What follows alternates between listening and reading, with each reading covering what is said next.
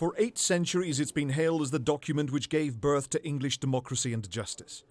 4 copies of the Magna Carta still exist. One of the 2 in the British Library is so badly damaged it's illegible. But the royal seal of approval curtailed the monarch's power. It was written in Latin, but the English translation contains words which are still enshrined in law today. But the most important thing about Magna Carta was that it established the principle of the rule of law. No free man shall be seized or imprisoned or stripped of his rights or outlawed or exiled, except by the judgment of his equals or by the law of the land. And that clause is really at the heart of Magna Carta's fame today. And yet this was a deal between a tyrannical king and powerful barons. It didn't apply to ordinary people. King John had imposed heavy taxes on his barons in order to pay for his expensive foreign wars. If they refused to pay, he punished them severely or seized their property. The barons demanded that King John obey the law. When he refused, they captured London and John was forced to negotiate. The 2 sides met at Runnymede to hammer out a peace treaty. They'd all be amazed at how their great charter is still revered today. This monument was paid for by American lawyers.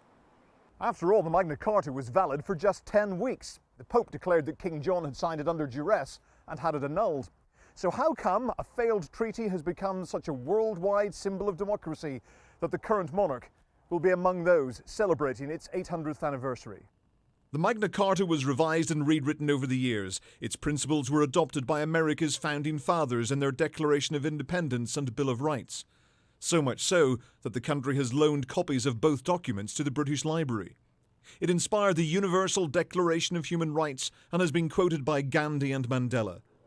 But critics say modern politicians don't always respect its principles. The war on terror has led to prolonged detention without trial.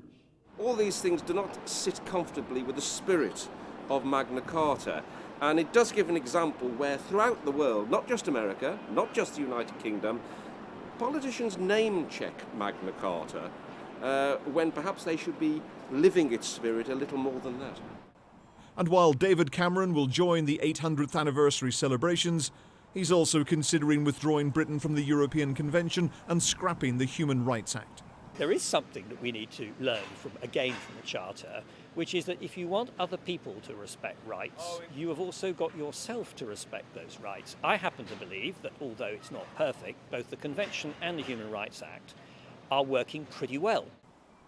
The Magna Carta started a debate on our rights as citizens, which will continue long into the future. Ian Woods, Sky News, Runnymede.